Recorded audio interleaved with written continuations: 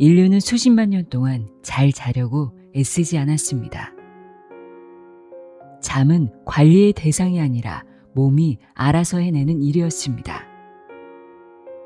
우리에게 필요한 것은 완벽한 잠을 만드는 기술이 아니라 인간이 원래 어떻게 잠들고 깨어나도록 진화했는지를 이해하는 일입니다.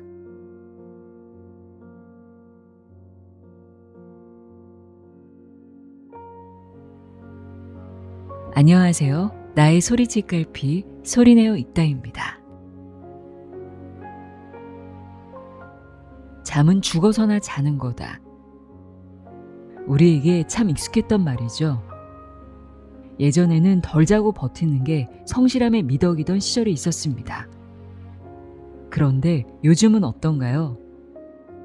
수면의 중요성이 강조되면서 이제는 정반대의 불안이 찾아왔습니다. 하루 7, 8시간은 꼭 자야 해. 자다 깨면 수면의 질이 나쁜 거야. 잠이 안 와도 일단 눈 감고 누워 있어야 해. 이런 수면 상식들을 떠올리며 내 잠은 왜 이럴까 걱정하고 계시진 않나요? 이제는 잠까지 완벽하게 자야 한다는 강박에 갇힌 건 아닐까요? 완벽한 잠을 목표로 삼는 순간 잠은 자연스러운 휴식이 아니라 매일 밤 치러야 하는 괴로운 과제가 되어버립니다. 오늘 소개해드릴 책은 그동안 수면을 주제로 하는 책들과는 전혀 다른 시선을 건넵니다. 독립출판으로 시작해 오직 입소문만으로 전 세계 22개국에 출간되며 화제를 모은 책, 뇌과학자 장동선 박사가 강력 추천한 메레인 판더라르의 원시인 수면법입니다. 저자인 메레인 판더라르는 네덜란드 수면의학센터에서 수많은 환자를 치료해온 전문 수면 치료사이자 수면과학자입니다. 저자 역시 20대 시절 지독한 만성 불면증을 겪었는데요. 그는 자신의 경험과 임상 현장 그리고 진화 생물학과 뇌과학 연구를 통해 중요한 진실을 깨달았습니다. 우리가 잠을 못 자는 이유는 잠자는 능력을 잃어서가 아니라 더 잘 자려는 강박 때문이라는 사실을요. 특히 밤중에 자다 깨는 것 때문에 스트레스 받는 분들 많으시죠? 그런데 우리의 옛 조상들도 밤사이에 여러 차례 깨어나 주변을 살피곤 했습니다. 맹수와 위험으로부터 살아남기 위해 뇌에 새겨진 자연스러운 생존 전략이었던 셈입니다. 인간의 몸은 안전하다고 느낄 때 비로소 잠을 허락합니다. 그런데 한밤중에 깨어나 오늘 밤도 망쳤네 라고 생각하는 순간 뇌는 이를 위협으로 받아들이고 몸을 다시 긴장 상태로 만들어버립니다. 이 책은 잠이란 억지로 통제해야 할 기술이 아니라 몸이 안전하다고 느낄 때 저절로 찾아올 수 있음을 일깨워줍니다. 그럼 지금부터 잘 자야 한다는 강박과 불안을 내려놓게 해주는 원시인 수면법 함께 읽어보겠습니다. 귀 기울여 들어보세요. 세상의 모든 지혜를 읽어드리는 소리내어 있다. 구독과 좋아요, 공유는 큰 힘이 됩니다.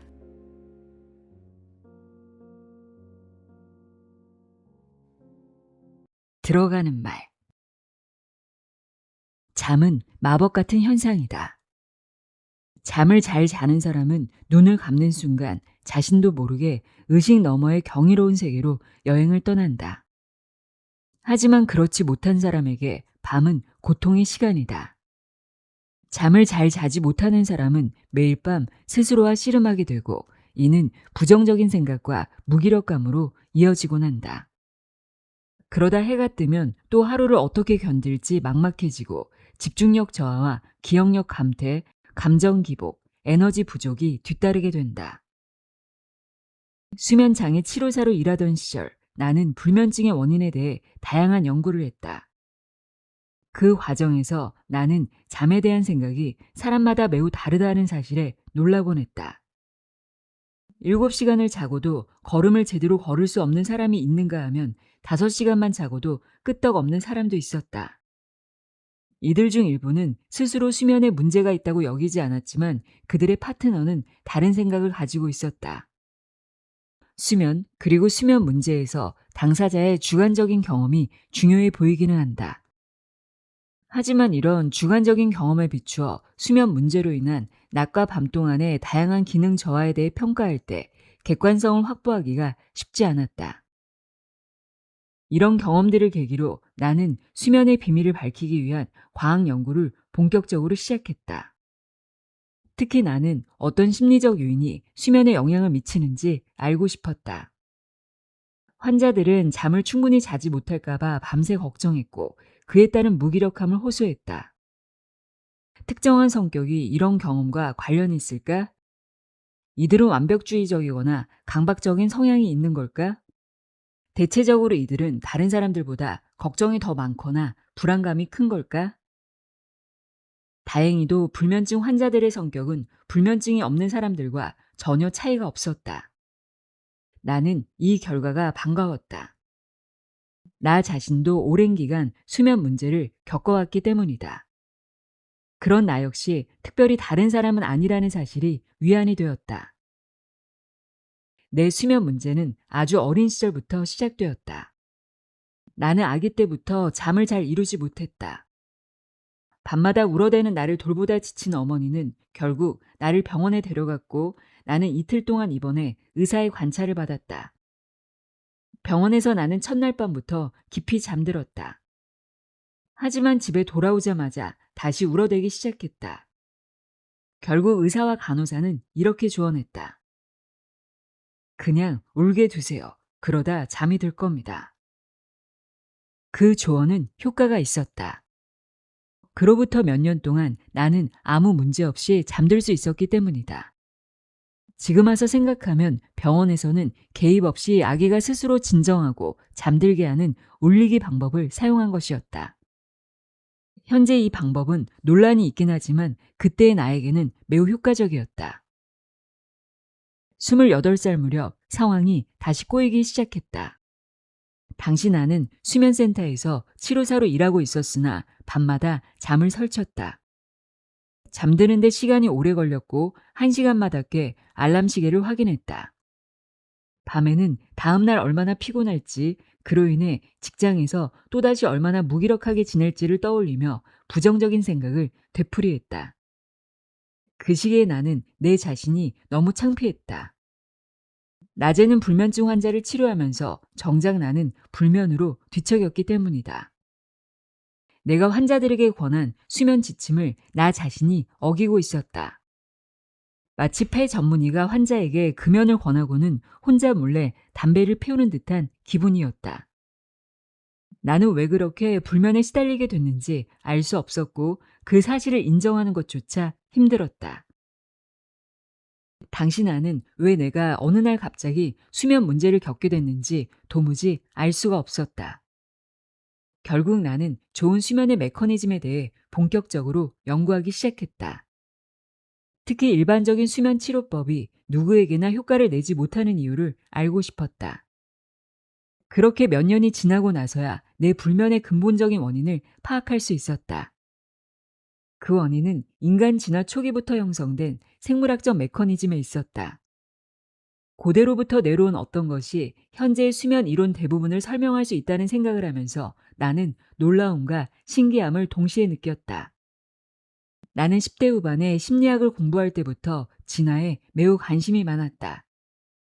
대부분의 수업은 따분했지만 진화 심리학만큼은 나를 사로잡았다.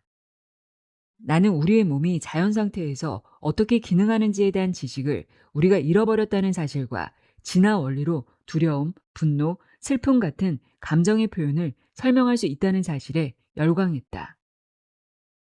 그로부터 수년 후 수면 치료사로 일하며 나는 밤에 깨어있는 것이 꼭 나쁜 것만은 아니라는 사실을 알게 됐다.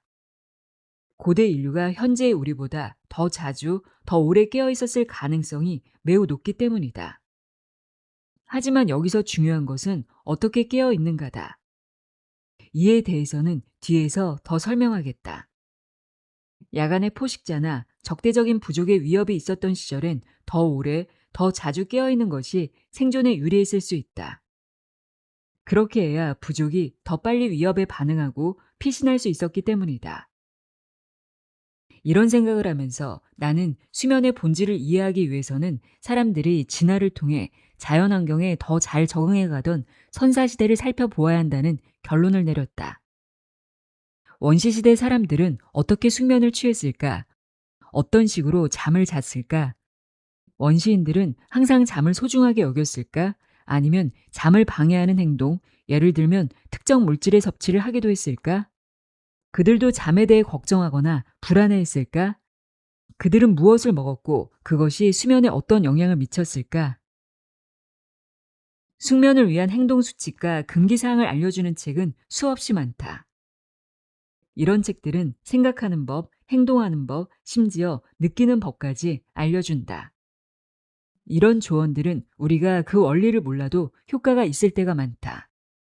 하지만 이 책에서는 그보다 한 걸음 더 나아가 우리에게 왜 잠이 필요한지, 어떤 사람은 왜 더 잘 자고 어떤 사람은 그렇지 못한지 이해하는데 도움을 주고자 한다. 그 과정에서 나는 수십만 년 전 우리의 삶을 살펴봄으로써 독자들이 수면의 진화적 배경을 이해하고 그 내용을 생활에 활용할 수 있도록 도울 것이다. 또한 수면에 대한 잘못된 통념들도 바로잡고자 한다.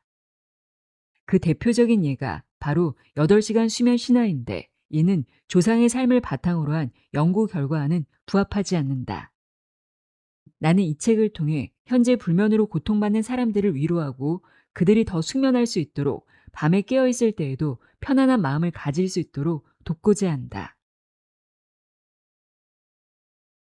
원시인들의 수면. 선사시대 사람들은 낮 동안 많은 활동을 함께 했을 뿐 아니라 밤에도 함께 잠을 자며 위험에 대비했을 것이다. 그렇게 하면 실제로 위험이 닥쳤을 때 누군가는 깨어있을 가능성이 높기 때문이다. 얕은 잠을 자는 사람은 밤에 더 민감하게 반응할 수 있었고, 이른 시간에 자거나 늦게 자는 사람은 포식자나 적대적인 부족이 습격할 경우를 대비해 집단 전체가 동시에 깊은 잠에 빠져 있지 않도록 해주었을 것이다. 쉽게 놀라는 동료가 주변을 살피고 있다는 사실만으로도 원시인은 안심하고 깊이 잠들 수 있었을 것이다. 서양 사회에서는 많은 사람들이 함께 잠을 자는 일을 상상하기 어렵다. 내가 어른이 되어 친구들과 여행을 갔을 때 공동 침실에서 하룻밤을 보낸 경험은 마치 벌을 받는 것과도 같았다.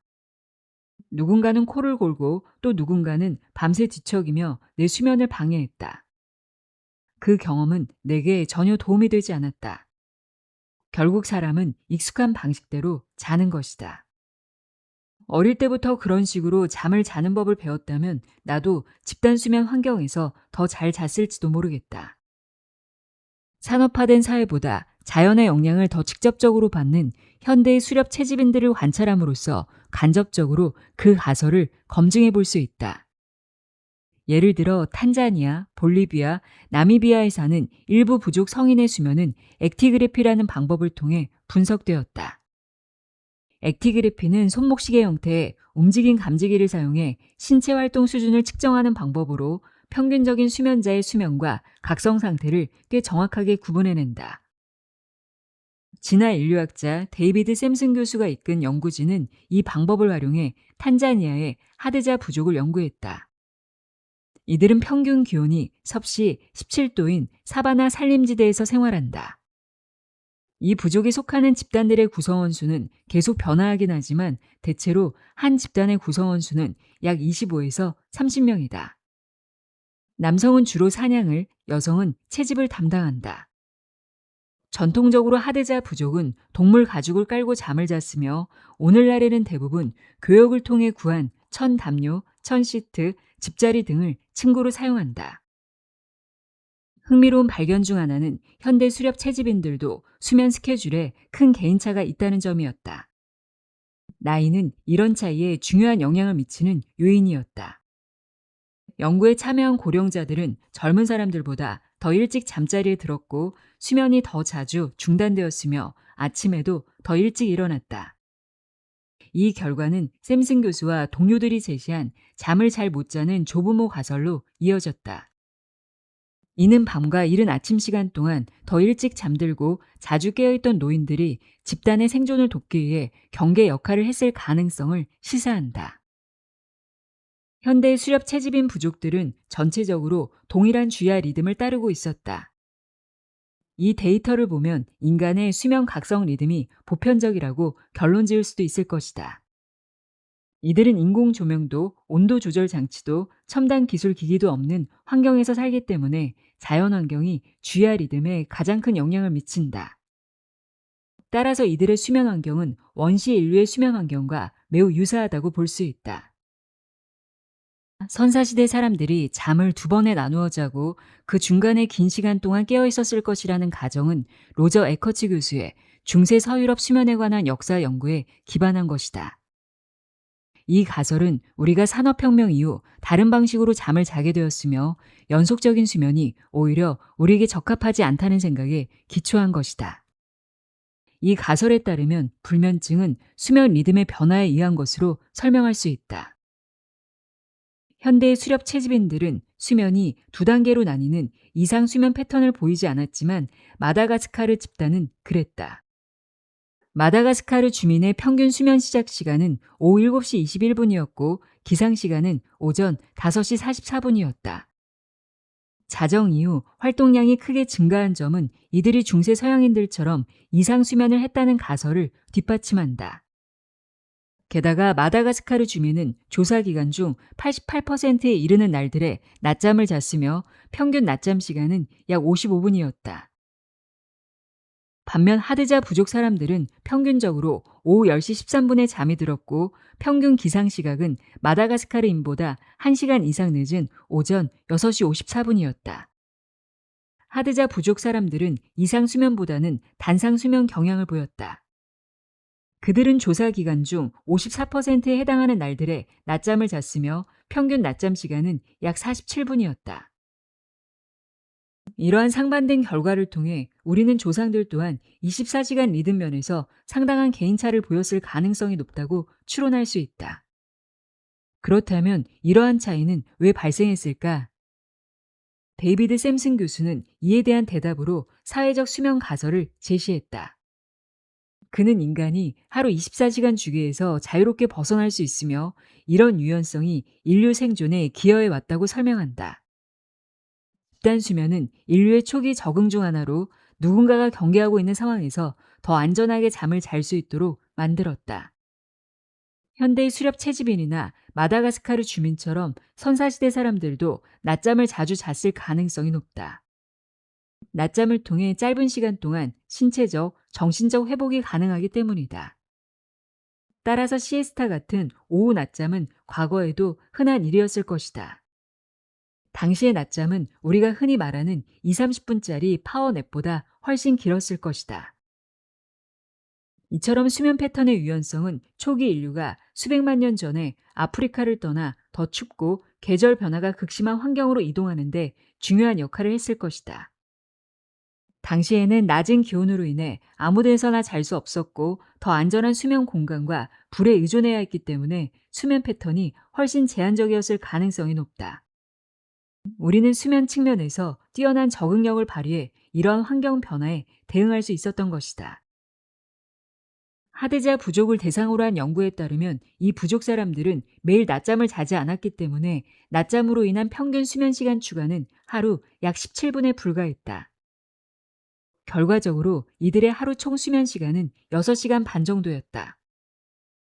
산업화된 국가에 사는 사람들 대부분은 이런 수면 패턴을 끔찍하다고 여길지도 모르지만 하드자 부족은 밤에 깨어있는 것에 별로 걱정을 하지 않았다. 그들은 그냥 잠을 자거나 안 잘 뿐이다. 지금 생각해보니 불면증을 겪을 때의 내 수면 패턴이 하드자 부족 사람들과 비슷했다. 당시 나는 조금이라도 더 자기 위해 총 침상 시간을 비교적 길게 가졌고 그러면서 더 자주 그리고 더 오래 깨어있는 상태를 유지했다. 하드자 부족 사람들과 나의 결정적인 차이점은 내가 깨어있는 동안 대개 걱정을 했다는 점이었다. 특히 나는 잠 자체와 충분히 자지 못하는 것에 대한 걱정이 많았다.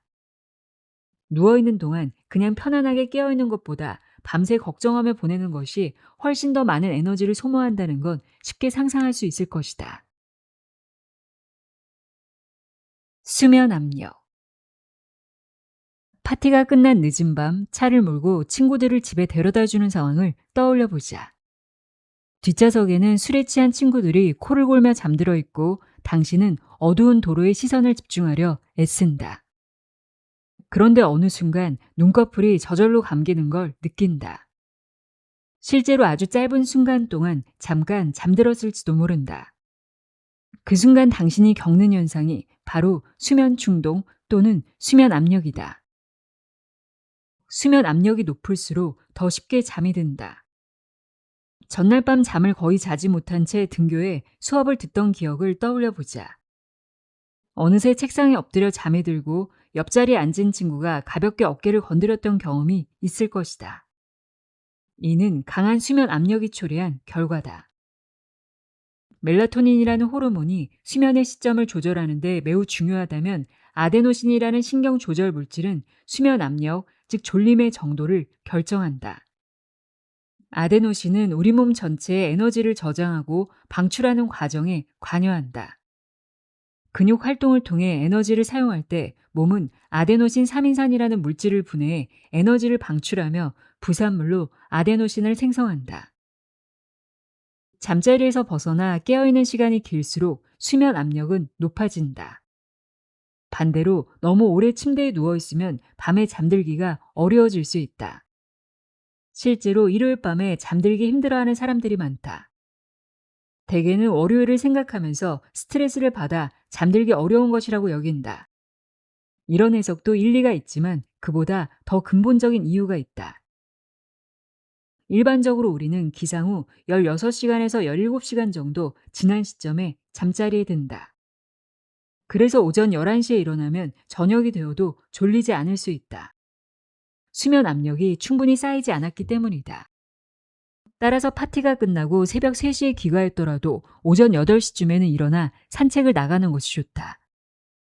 숲속을 걷되 사람들과 마주치지 않도록 하고 평소 취침 시간에 잠자리에 드는 것이 좋다. 물론 5시간밖에 자지 못해서 신선한 공기를 마시러 나갈 마음이 들지 않는다면 일요일 밤에는 평소보다 잠자리에 드는 시간을 조금 늦춰보는 것도 한 방법이다. 밤 시간은 다소 짧아질 수 있지만 그만큼 수면 압력이 높아져 더 쉽게 잠들 수 있다.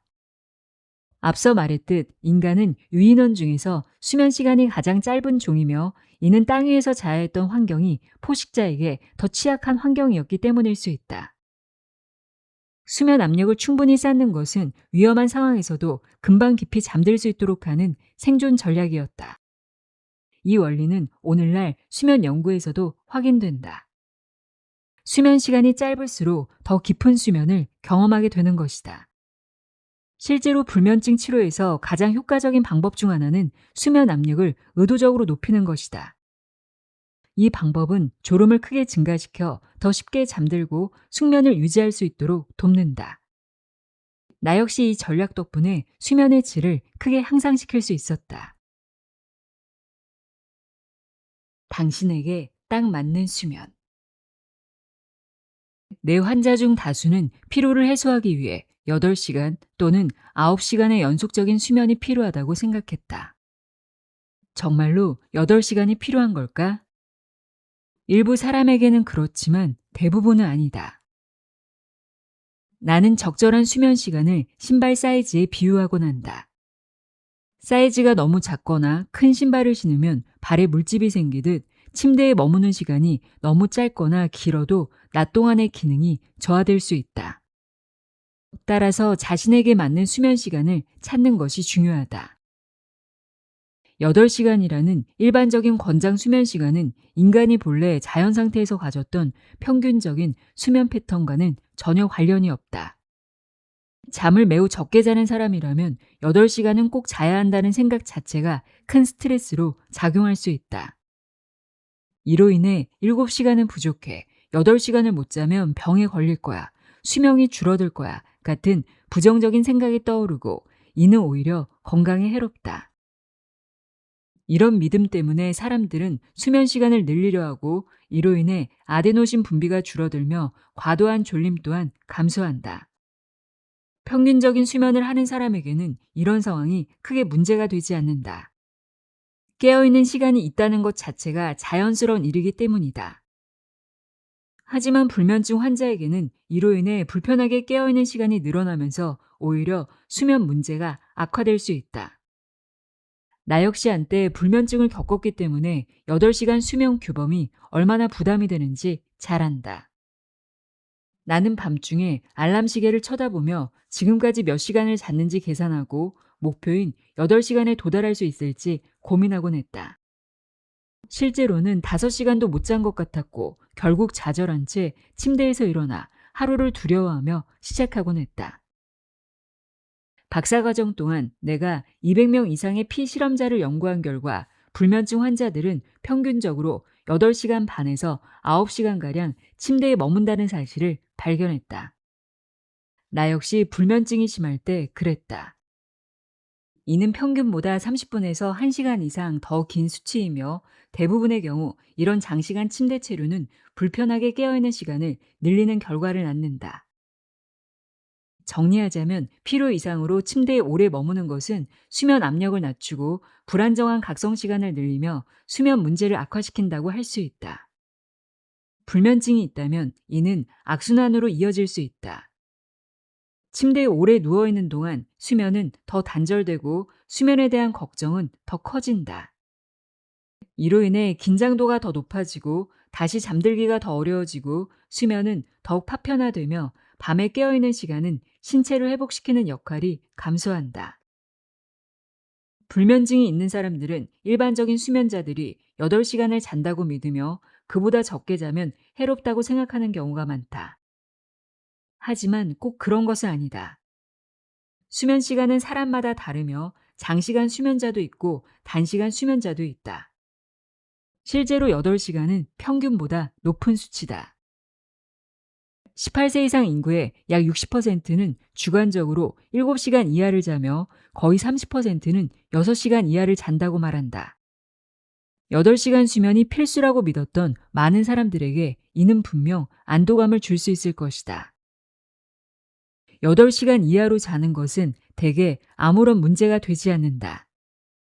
2015년 미국 수면재단의 전문가 집단은 성인의 권장 수면 시간을 하향 조정하면서 6시간 정도 자는 것도 충분할 수 있다는 결론을 내렸다.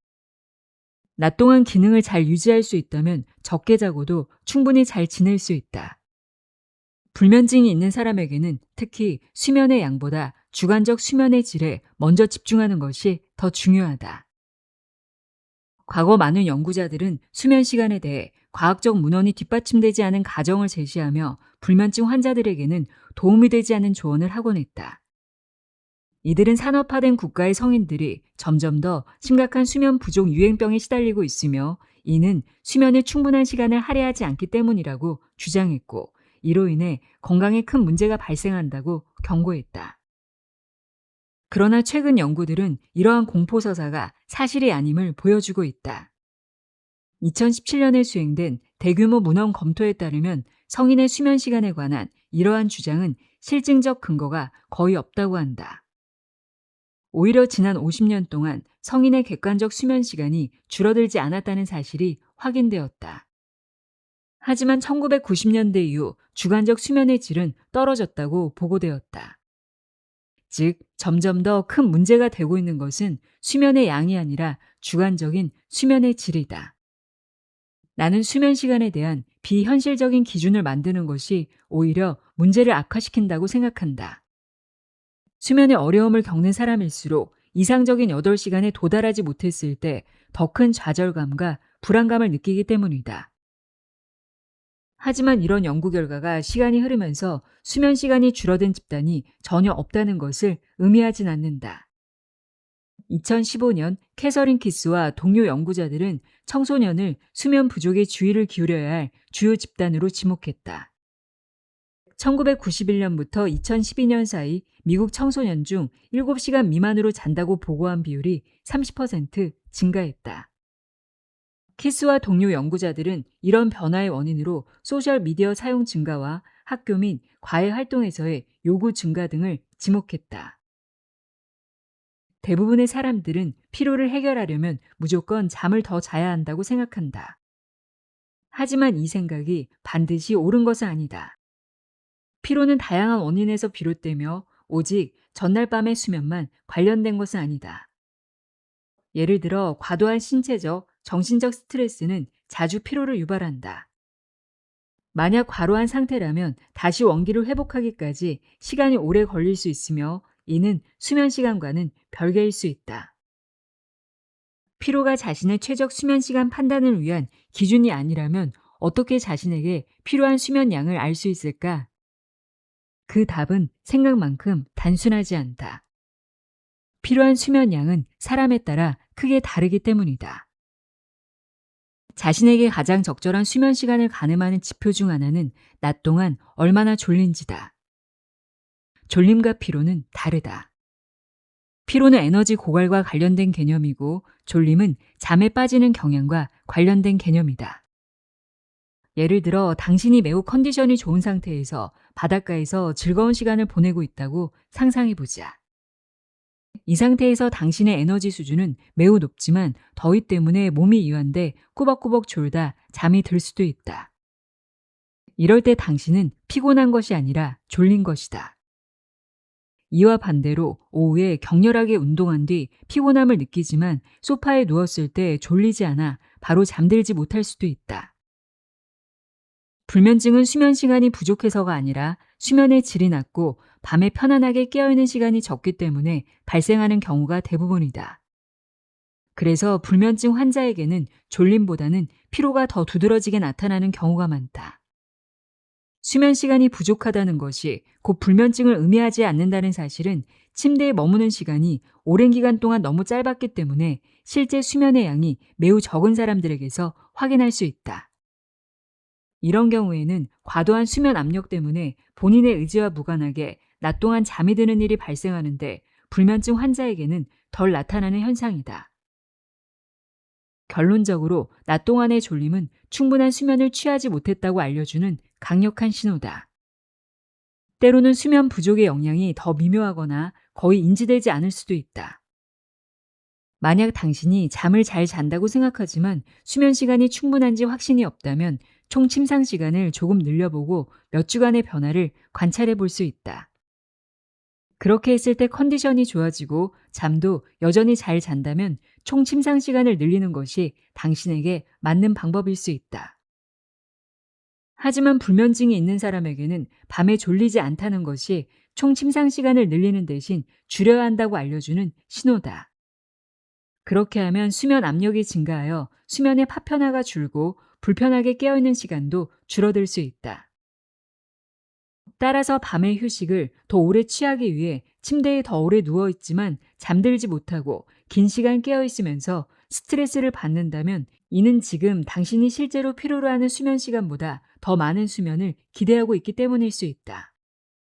이런 경우에는 수면의 양보다는 질에 집중해야 하며 이를 위해서는 침대에 머무는 시간을 줄여야 할 수도 있다. 일반적으로 볼 때 잠이 부족한 사람보다는 수면의 질이 낮은 사람이 훨씬 더 많다. 최근에 한 연구에 따르면 세계 인구의 약 22%가 불면증을 겪고 있으며 약 10%는 밤에 충분히 자지 못하고 있다. 많은 사람들이 아침에 일어나 하루를 시작하는데 어려움을 겪는다. 하지만 이런 현상은 대개 객관적인 혹은 주관적인 수면 시간이나 수면의 질 문제와는 크게 관련이 없다. 이런 현상은 대부분은 수면 관성이라 불리는 정상적인 생리 현상이다. 우리 뇌는 수면 상태에서 깨어있는 상태로 전환하는 과정을 거쳐야 하며 이 전환에 필요한 시간은 사람마다 다르다. 그렇다면 왜 이런 수면 관성이 진화 과정에서 사라지지 않았을까? 잠에서 완전히 깨는데 시간이 걸리는 것이 오히려 생존에 유리할 수 있었기 때문이다. 다시 말해 수면 관성은 밤중에 잠깐 깼을 때 다시 빠르게 잠드는 데 도움을 줌으로써 인간의 건강에 긍정적인 영향을 미쳤다고 할 수 있다. 대부분의 경우 깨어난 뒤 처음 30분 동안은 졸린 것이 정상이다. 따라서 아침에 눈을 떴을 때 즉시 활력을 느끼지 못하더라도 그 상태가 단지 뇌가 수면 상태에서 깨어있는 상태로 전환되는 과정이라고 생각하면 된다. 수면에 대한 지식. 불면증은 단순히 잠이 부족한 상태라기보다는 어떻게 깨어 있는지를 더 중요하게 따져야 하는 문제라는 것을 기억하자. 잠자리에서 깨어있는 시간에 대해 부정적인 의미를 강하게 부여하면 스트레스가 유발될 수 있다. 자다가 잠시 깼던 한순간이 몇 시간 동안 이어질지도 모른다는 두려움이 들 수도 있는 것이다.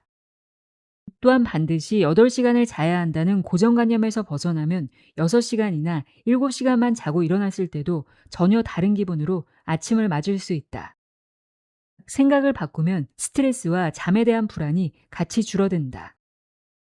이는 더 나은 밤의 휴식으로 이어진다. 이런 식으로 당신은 마음속 포식자 하나쯤은 쫓아낼 수 있다. 수면을 개선하려면 먼저 자신이 어떻게 자는지 아는 것이 중요하다. 수면 일지는 자신의 수면 양상과 수면 패턴의 변화를 추적하는 데 도움을 준다. 며칠 전 내가 어떻게 잤는지를 기억하는 것은 생각보다 어렵기 때문에 일지는 좋은 기록 도구가 된다. 일지를 통해 어떤 행동이 수면을 개선했는지 확인할 수 있고 자신의 수면을 더 잘 조절할 수 있다. 진행 상황을 시각적으로 확인할 수 있다는 것도 수면 일지 작성이 주는 큰 이점이다. 수면을 개선하고 싶다면 몇 주 동안 수면 일지를 꾸준히 작성하는 것이 중요하다. 밤중에 몇 번 깼는지 또 얼마나 오래 깨어 있었는지를 대략적으로 알 수 있다. 수면 일지는 자신의 느낌을 바탕으로 작성하면 된다. 너무 정확하게 기록하려 하지 말고 침대 옆에 두지도 말자. 그렇게 하면 수면 문제에 더 집착하게 되어 오히려 더 스트레스를 받을 수 있다. 집안의 다른 장소에 두었다가 아침에 일어난 후 작성하고 다시 제자리에 두면 된다. 앞서 말했듯이 밤중에는 시계나 휴대폰으로 시간을 확인하지 않는 것도 매우 중요하다. 이는 수면 문제를 더욱 악화시킬 수 있기 때문이다. 수면 일지는 밤의 휴식을 개선하는 데 있어 효과적인 방법 중 하나, 아니 어쩌면 가장 강력한 방법일 수 있는 수면 제한 치료의 기초 자료로 활용된다. 수면 제한 치료는 잠자리에 머무는 시간을 줄이는 방법이다. 실제 임상에서는 수면 시간에 지나치게 집착한 나머지 수면 일지 작성 자체를 어려워하는 환자들도 있었다. 그런 경우에 우리는 총 침상 시간과 자신이 느낀 수면 시간을 숫자로만 간단히 기록하는 대안적인 방법을 사용했다. 이 방법은 수면 기록에 대한 부담을 조금 덜어주는데 도움이 되기도 했다. 또 어떤 환자들은 스마트워치를 통해 매일 수면 시간과 수면의 질을 확인하는 습관을 갖고 있었는데 불면증을 겪고 있다면 이는 바람직하지 않다. 짧게 자는 것이 더 나을 수도 있다. 수면에 문제가 있을 때 침대에 누워있는 시간을 줄이는 것이 오히려 도움이 된다는 말은 직관에 어긋나게 들릴 수 있다. 하지만 앞에서 살펴본 바처럼 수면 압력을 높이면 더 빨리 잠들고 깊은 잠을 잘 수 있다. 불면증이 있는 사람들은 침대에 더 오래 누워있으려는 경향이 있지만 이는 역효과를 낸다. 수면 압력이 낮아져 잠드는데 더 오래 걸리고 수면이 더 자주 끊기는 결과를 초래할 수 있다. 단편적인 수면 자체는 문제가 아닐 수 있다. 그것이 당신을 불안하고 긴장하게 만든다고 느끼는 순간부터 문제가 된다. 우리의 수면이 진화 과정에서 형성된 방식을 고려해보면 수면 제한 치료의 목적은 더 오래 자거나 끊김없이 자는 것이 아니라 밤 시간을 더 편안하게 만드는 데 있다고 할 수 있다. 이 치료는 생물학적인 수면 압력 메커니즘을 활용해 걱정에 빠질 수 있는 시간을 줄여 낮 동안 더 깊은 휴식을 경험하게 한다. 이는 내가 실제 임상에서 관찰한 결과와도 일치한다. 수면 제한 치료를 받은 후에도 사람들은 여전히 자다가 중간에 깰 때가 있었지만 더 이상 그 일로 불안해하지 않았다. 그들은 잠이 오든 오지 않든 결국 잠들 수 있을 거라는 믿음을 되찾았다. 이처럼 침대에 머무는 시간을 전체적으로 줄이는 방법은 모순적으로 보이지만 이 치료법을 통해 사람들은 수면, 특히 잠자리에서 깨어있는 상태를 이전과는 다르게 받아들이는 법을 배웠다. 이렇게 수면에 대한 인식이 바뀌면서 치료 초기에 비해 수면 시간이 크게 늘지 않았음에도 새로운 수면 패턴에 만족한다고 말하는 사람들을 나는 자주 볼 수 있었다. 결국 내 불면증을 해결해 준 것도 바로 수면 제한 치료였다. 이 치료를 받은 지 몇 주 만에 수면을 보는 시선이 바뀌기 시작했다. 치료 2주 후에도 나는 여전히 평균 6시간 반 정도밖에 자지 못했지만 밤은 더 평온했고 낮에는 훨씬 더 개운했다. 수면 제한 치료는 앞서 설명한 인지 행동 치료만큼 효과적이라는 사실이 밝혀진 상태다. 2021년에 수행된 한 메타 분석에서는 수면 제한 치료가 불면증의 심각도를 크게 낮추며 사람들이 훨씬 더 빨리 잠들고 침대에서 깨어있는 시간이 크게 줄어드는 효과를 냈으며 그 효과는 인지행동 치료와 맞먹는 수준이라는 결론이 나왔다. 2002년 이전에는 수면 제한 치료가 빠르고 강력한 효과를 내는 이유에 대해 이론적 설명만 있었지만 그해 1월에는 수면 제한 중 실제로 수면 압력이 증가하고 각성이 감소하는 생리학적 반응이 측정된다는 사실이 밝혀졌다. 수면 제한 치료의 장점은 적용 가능 범위가 매우 넓다는 데 있다. 이 치료는 청년층부터 중년층까지 긍정적인 효과가 있을 뿐만 아니라 노년층과 어린아이에게도 뚜렷한 효과가 있다. 6세에서 14세 사이 아동들은 수면 압력이 증가했을 때 더 쉽게 잠들었고 치료 4주 후에도 아이들이 여전히 더 쉽게 잠들고 잘 잔다고 부모들은 말했다. 총 침상 시간이 줄었음에도 아이들의 인지 기능에는 부정적인 영향이 전혀 나타나지 않았다. 평균 연령이 약 65세인 고령층에서도 수면 제한 치료는 분명한 효과를 보이며 이들이 더 빨리 잠들고 더 깊이 잠들 수 있도록 돕는다. 여기서 의문이 하나 생긴다. 이렇게 효과가 좋은 치료법인데 수면 제한 치료에 대해 아는 사람이 왜 거의 없을까? 나는 이와 관련해 몇 가지 가설을 갖고 있는데 이는 불면증 환자들과 함께해온 오랜 임상 경험과 관찰에 기반한 것이다. 우리 사회는 수면 시간에 지나치게 집중하는 경향이 있다. 8시간은 자야 한다는 전해 내려오는 지혜에서 비롯된 믿음이 충분한 수면을 강조하는 미디어를 통해 더욱 강화되기도 한다. 수면 부족이 건강에 해롭다는 연구 결과들은 대개 수면이 부족하면 생기는 문제들이라는 식의 자극적인 제목이 달린 기사로 탈바꿈해 짧은 수면 시간을 부정적으로 받아들이게 만든다. 충분한 수면을 취하는 일이 그렇게 중요한데 왜 굳이 우리는 잠잘 수 있는 시간을 줄이려 할까? 그 이유는 명확하다. 수면 시간을 늘리기에 앞서 스스로 느끼는 수면의 질을 높이는 것이 훨씬 더 중요하기 때문이다. 그러기 위해서는 침대에 머무는 시간을 줄이는 것이 효과적인 경우가 많다. 수면 시간 자체가 핵심이라고 여겨온 사람이라면 이런 접근이 다소 모순적으로 느껴질 수 있다. 사람들은 흔히 약으로 문제를 해결하려는 것이 정답이라고 생각한다. 이로 인해 환자와 의료진 모두 다른 접근 방식을 간과하는 경우가 많다. 일부는 처방받은 수면제를 복용하고 또 다른 이들은 시중에서 쉽게 구할 수 있는 약이나 허브 추출물 같은 이른바 수동적인 치료법을 선호한다.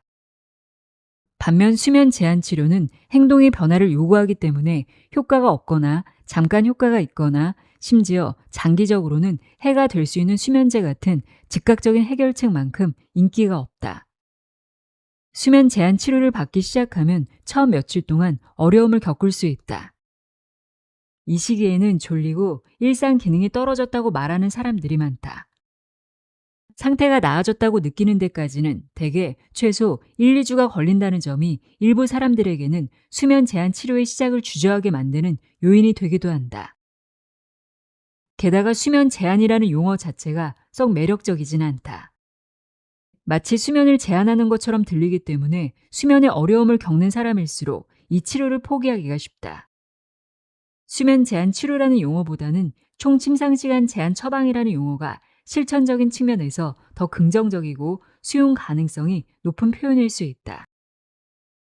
불면증을 효과적으로 치료하는 또 다른 행동 치료법으로 자극 조절 치료가 있다. 이 치료를 받는 사람들은 졸릴 때만 잠자리에 들고 밤에 자다가 깼는데 20분이 지나도 다시 잠이 오지 않으면 침대에서 나와 마음을 편안하게 해주는 활동을 하도록 유도된다. 이 방법은 밤에 자다가 깼을 때 침대에서 나오는 방식으로 침상 시간을 줄이기 때문에 사실상 수면 제한 치료의 한 형태이기도 하다. 과거에는 자극 조절 치료법이 침대에 누워 깨어있는 상태들 사이에 연결을 약화시킨다고 생각했다. 이 이론에 따르면 불면증은 일종의 조건 형성에 의해 발생한다. 즉 불면증 환자는 자주 깨기 때문에 그렇게 깨어있는 상태에 익숙해져 침대에 누우면 자연스럽게 깨어있게 된다는 것이다. 침대에서 나오는 행동을 통해 이렇게 학습된 연관관계를 끊을 수 있다고 보았다. 하지만 2023년에 발표된 메타 분석 연구는 이 방식의 작동 원리가 실제로는 그렇지 않다는 증거를 제시했다. 이 연구에 따르면 자극 조절 치료법의 긍정적인 효과는 침대에서 나와 다른 활동을 하며 주의를 돌림으로써 인지적 각성이 줄어들고 그로 인해 부정적 생각과 긴장의 악순환이 깨지는 데서 비롯된 것이다. 이 설명은 현대의 수렵 채집인들이 가진 수면 패턴과도 잘 들어맞는다. 이들은 밤에 자다 깨어나는 것을 걱정하지 않기 때문에 굳이 침대에서 나올 필요조차 없다. 수면 제한 치료와 자극 조절 치료는 둘 다 강력한 효과를 발휘한다. 그렇다면 어떤 방법을 선택해야 할까? 임상 현장에서 나는 수면 제한 치료를 우선시했다. 자극 조절 치료는 오히려 밤중의 불안을 더 키우는 경우가 많았기 때문이다. 환자들은 잠에서 깼을 때 20분이 지났는지 이제 침대에서 나가야 하는지를 지나치게 의식하면서 더 긴장하게 되었다고 말했다. 더욱이 밤에 침대에서 나오는 행위 자체를 벌받는 것처럼 느끼는 환자들도 있었다. 수면 제한 치료의 장점은 언제 침대에 들어가고 언제 일어나는지가 명확하다는 점이다. 그 사이에 무슨 일이 일어나든 신경 쓰지 않아도 되기 때문에 이 치료법은 많은 사람들에게 심리적인 안정을 준다. 나는 환자들에게 밤에 긴장이 너무 심해졌을 때만 침대에서 잠시 나오고 다시 졸릴 때 돌아가라고 권유했다.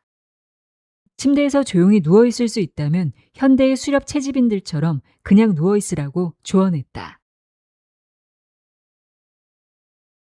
3주 만에 수면을 개선하는 방법. 12가지 실천 계획. 1. 수면에 관한 모든 정보가 사실이라고 믿어선 안 된다. 수면에 대해 당신이 알고 있는 지식 중 상당 부분은 부정확한 것일 가능성이 높다. 이는 과학자들이 데이터를 제대로 해석하지 못하거나 과학적 근거가 없는 문화적 유행이 사실을 왜곡하기 때문이다. 여기에 더해 선정적이고 자극적인 클릭 유도형 기사들은 우리가 접하는 수면 정보의 신뢰도를 더욱 떨어뜨린다. 만약 수면이 어떻게 측정되었는지, 무엇을 측정했는지, 인과관계가 어떤 방식으로 입증되었는지에 대한 설명이 없는 주장을 접한다면 무시해도 좋다. 2. 8시간 수면 법칙은 이제 내려놓자. 액티그래피로 객관적으로 측정했을 때 수면 시간은 보통 5시간 20분에서 7시간이 조금 넘는 범위에 분포한다. 여기에 약 23분을 더해야 하는데 일반적으로 우리가 실제보다 수면 시간을 더 많이 추정하는 경향이 있기 때문이다. 이를 감안하면 주관적으로 느끼는 평균적인 수면 시간은 대략 6시간이 조금 안 되는 수준에서 7시간 30분에 가까운 정도가 된다. 하지만 이 수치는 사람마다 다르므로 자신에게 가장 잘 맞는 수면 시간을 찾기 위해 스스로 실험해보는 것이 필요하다. 3. 3주간 수면 일지를 작성하라. 이렇게 하면 자신이 얼마나 잘 자고 있다고 느끼는지 파악할 수 있고 그 느낌을 실제 컨디션과 비교해 볼 수 있다. 침대에 누워있을 때는 시계를 보지 않아야 한다. 시계를 보는 행동은 불안과 뒤척임을 유발할 수 있기 때문이다. 대신 3주 동안 매일 아침 수면에 대한 자신의 느낌을 바탕으로 수면 일지를 작성하라. 수면 일지와 낮 동안의 기능 상태를 기준 삼아 이 수면 계획의 나머지 11가지 요소가 미치는 효과를 3주 동안 함께 관찰해보라. 4. 자신만의 수면 필요량을 파악하라. 잠이 비교적 끊기지 않고 이어지는데도 수면이 부족하다고 느껴진다면 침대에서 보내는 시간을 조금 늘려보자. 그렇게 했을 때 숙면을 취하는 시간이 늘어나고 낮 동안 더 잘 활동할 수 있으며 졸음이 덜 느껴진다면 총 침상 시간을 늘리는 것이 도움이 된다고 판단할 수 있다. 반대로 침대에 머무는 시간이 상대적으로 긴데도 수면이 자주 끊기고 낮에도 피로가 가시지 않는다면 이는 지나치게 많이 잤기 때문일 수 있다. 이 경우에는 침대에서 보내는 시간을 줄이면 정신이 명료해지면서도 편안한 느낌을 받을 수 있다. 5. 밤에 깨어있는 것에 대한 생각을 바꾸자. 밤에 잠에서 깬 상태로 누워있는 것은 지극히 자연스러운 일이라는 사실을 인식해야 한다. 산업사회에서는 총 침상 시간이 짧아져 수면 압력이 높아졌기 때문에 우리는 이제 잠자리에서 깨어있는 법을 잊어버렸다. 자연과 비슷한 환경에서는 하드자 부족 사람들처럼 숙면하는 사람들도 자다 깨는 일이 흔하고 별로 문제가 되지 않는다. 다만 자신이 과도한 카페인이나 니코틴 또는 다른 자극제의 영향으로 잠에서 자주 깨는 것은 아닌지는 꼭 확인해야 한다. 6. 잠자리에 머무는 시간이 짧은 것이 더 나을 수도 있다. 불면증은 수면의 문제가 아니라 깨어있는 방식의 문제에 더 가깝다. 불면의 핵심은 단순히 깨어있는 것이 아니라 밤에 어떻게 깨어있는가에 있다. 깨어있는 시간이 문제가 되는 것은 그 시간이 불안하거나 초조할 때뿐이다. 밤에 자주 깨어있고 불안한 상태가 반복된다면 총 침상 시간을 줄여 수면 압력을 높여보자. 처음의 목표는 더 잘 자는 것이 아니라 불안하게 깨어있는 시간을 줄이는 데 있다. 이것이 불면증의 악순환을 끊는 방법이다. 7. 잠들지 못하는 이유보다 깨어있는 이유를 살펴보자. 스트레스를 받으면 편안하게 쉬지 못하는 밤이 늘어난다. 이는 밤에 잠을 자다 깨어있는 시간이 길어지는 현상으로 나타날 수도 있지만 깨어있는 시간이 더 불편해지는 현상으로도 나타날 수 있다. 왜 잠을 못 자는지 생각하기보다는 왜 밤에 불안하게 깨어있는지 생각해야 한다. 8. 스트레스를 줄이자. 낮 동안이나 밤에 느끼는 스트레스를 줄이기 위해 마음챙김 명상이나 이완 훈련을 하는 것도 좋지만 삶 속에 구조적으로 자리 잡은 스트레스 요인들도 함께 살펴보아야 한다. 그리고 그런 스트레스 요소들이 당신의 밤을 위협하는 포식자가 되도록 내버려 둘 것인지에 대해서는 대부분의 경우 당신에게 선택권이 있다는 사실을 기억하라. 9. 취침 시간을 일정하게 유지하자. 수면의 기본은 강한 일주기 리듬이다. 취침 시간이 지나치게 들쭉날쭉하면 수면의 질이 떨어질 수 있다. 항상 같은 시간에 잠자리에 드는 습관을 들이자. 10. 자연의 법칙을 따르자. 자연과 다시 연결되자. 낮에는 햇빛을 충분히 쬐고 저녁에는 인공 조명을 줄이자. 밤에는 실내 온도를 조금 낮춰보자. 자연을 생각하는 것만으로도 이완에 도움이 될 수 있다. 걷기나 운동처럼 몸을 자연스럽게 사용하는 것도 중요하다. 11. 자신의 생체 리듬을 존중하자. 당신의 자연스러운 생체 리듬에 맞지 않는다면 굳이 새벽 6시 운동 수업에 억지로 나갈 필요는 없다. 자신이 타고난 낮과 밤의 리듬이 어떤지를 파악하고 가능한 한 그 흐름에 맞춰 생활하는 것이 중요하다. 12. 밤의 유령을 자극하지 말라. 악몽이나 목류병은 진화적 기원을 가진 자연스러운 현상일 수 있다. 이런 증상들은 낮에 충분히 휴식을 취하고 야간 스트레스 요인을 줄이며 침대에 머무는 시간을 적절히 조절하면 완화될 수 있다.